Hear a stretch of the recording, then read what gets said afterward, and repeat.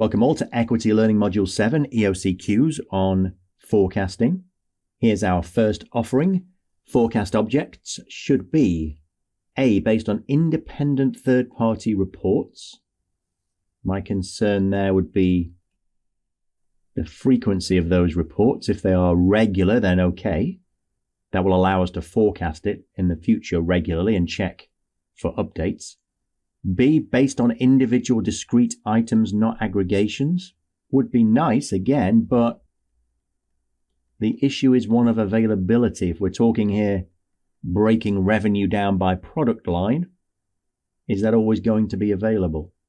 I'm not convinced by either A or B.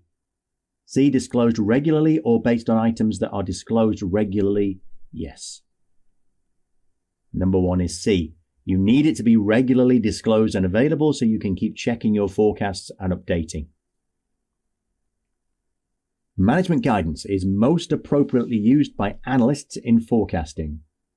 Well, before I look at any of the three answers, I'm going to be forced to use management guidance despite my misgivings that it might be biased. But I'm going to be forced to use it for areas that they have an informational advantage in. So A, capital expenditures of a company. I'm immediately drawn to that because I don't have the same level of information available to forecast CapEx as they do. Pricing of commodities sold by a company, I can get that information, I can research it. So I don't think I'd turn to them for B. Revenue of a company sensitive to the business cycle. Well, the business cycle is dependent on macroeconomic factors. I should be better at management at forecasting the cycle than they are. I'm going to go for A. Which of the following is an example of a top-down driver of revenues for a passenger airline? We have A, market share of routes. Well, a classic way to get revenue from a top-down approach would be to get the size of the market and our market share. So I could go for A, certainly as a top-down driver. Number of planes in fleet and average ticket per mile flown, they would both be bottom-up. With bottom-up, you're looking at fundamental data, if you like, about what generates revenues and trying to build up to revenue from there. So you could take average ticket price per mile flown, multiply by miles flown. How could you get to miles flown? Well, you could take the average number of miles per plane, number of planes in the fleet, and so on. So B and C are bottom up. Answer should be A. An analyst forecasts a company's sales using a historical results approach and top-down drivers, expected industry sales and expected market share. The analyst observes that the forecast is within range of management guidance. So management's sort of in agreement with us on sales, but is towards the upper end and not closer to the midpoint. Which of the following is most likely, or the most likely, I should say, explanation for this observation? A, the analyst has been overly optimistic in estimating the company's expected market share. I've got no evidence in the question that that is true. Management's true expectations are toward the upper end, but management has created a range using a pessimistic lower bound that is more easily cleared. Yeah, this was mentioned in the readings. I mean, it's a historical survey saying that tends to be what management do. The midpoint represents management's true expectations. Now, management has a lower and better estimate of market growth based on macroeconomic variables. You would hope not, because an analyst's job is to be able to forecast macroeconomic variables, so management shouldn't have an advantage. The answer is B. No evidence that the analyst has been overly optimistic. The analyst should be able to better forecast the macroeconomic variables, but it has been shown that management tend to have their true expectations towards the upper end, but give themselves a big comfort range. A clothing company which initially produced designer clothing has increasingly entered into the mass market. Which of the following approaches to forecasting revenues is least appropriate? Well, historical results is not going to be appropriate because we've just completely changed our business. An analyst discretionary forecast, might have to turn to that given a complete change in their strategy. C, historical base rates and convergence. You're slightly concerned here about the word historical again. But base rate gives you an anchor point, taking a view of the entire industry, and then says, look, maybe we'll gradually converge towards that. That makes sense. Because we're going into the mass market from designer. So if the base case is here for the mass market, and we're here with designer, as we change, we might gradually come back down to that base case. So I think C is probably appropriate as well. The answer has to be A. Least appropriate is historical. We're changing our strategy. An analyst is forecasting operating costs for a company with relatively high fixed costs, sensitivity to economic conditions, and commodity inputs with volatile pricing. Okay, break that apart. High fixed costs, bit of risk in there.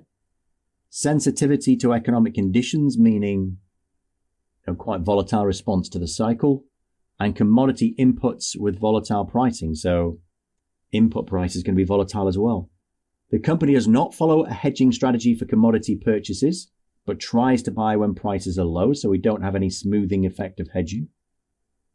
Which of the following is most appropriate to use in forecasting operating costs? The analyst uses analyst discretion to forecast all operating costs. Well, we always think about analyst discretion being better than management when we're looking at anything that depends on macro variables. So economic conditions and volatile pricing of commodities, I would definitely say analyst discretion is appropriate. But relatively high fixed costs, that's really management's domain. High fixed costs suggests high asset base, and we're drifting into the realm really of capital expenditure. So I don't want to say the analyst for all of them. B, management guidance for all of them. No. We should be better at macro variables. So C, management guidance on fixed and analyst discretion on variable. I would go for that. Let's us as analysts do the macro, let management do the CapEx-y stuff. An analyst notes that a company's capital expenditures do not follow a discernible pattern. The company seems to have periods of very low CapEx and periods of very high CapEx. Management does not provide any guidance on CapEx, so that's no good. The analyst should develop a forecast of capital expenditures based on the company's usage of PPE capacity. Straight away, I quite like A. They spend very little CapEx for a while and then a lot of CapEx for a while. One good explanation for that would be capacity. Maybe it's to do with their capacity.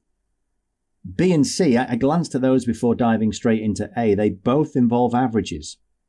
We don't have a discernible pattern here and we keep going very low and very high. So just to smooth that out as an average over time probably isn't going to be helpful. Most likely what's happening here is that CapEx grows when they need to grow capacity, and when they're at full capacity, they expand. But when they have capacity, they're not using it, they don't spend much. So I think A does make sense. An analyst predicts that if a company's technological developments are a success, the company's operating costs will be reduced by 15%. As a result of the reduction in costs, the company will reduce the average selling price of its products by 5%. And the volume of sales will increase by 8%. The company's current gross profit margin is 40%. If technological developments occur, the company's gross profit margin will be closest to. So we have to recalculate the company's gross profit margin. Let's set out what we've got. We've got details about operating costs being reduced by 15. Well, if we're looking at the gross profit margin, we're going to have to assume that cost of goods sold, really, plus whatever goes into the gross margin, also go by 15%. That everything that's operating goes by 15%. Selling price of products comes down by 5. Okay, so we've got information on sales. The volume of sales will increase by 8%. All I can do is assume that the relative, or rather relevant, costs to get to gross profit will also go up by 8%. I'm assuming they're all variable. If any of them are fixed and don't move, then we can't answer this question. So it's the only sensible assumption to make. Current gross profit margin is 40. So let's start there. We have sales of, let's say, 100. A gross margin of 40. So we'll just put, I know they're percentages, but let's imagine they're dollars. Just makes it easier to visualize, I think. And the relevant expenses here must therefore be 60 to get down to that margin of 40. So what happens? Operating costs will be reduced by 15%. So multiplied by 0.85. That's that done. We'll reduce the average selling price of products by 5%. So 0.95 to get our new sales. And the volume of sales will go up by 1.08. So what I'm doing here is increasing the volume of sales and increasing my expenses by 8%. That's the assumption I was talking about. They're all variable.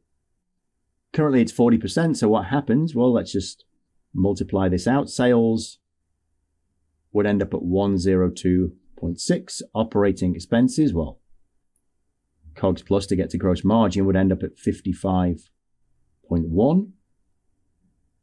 That would give us 47.5, which is a margin of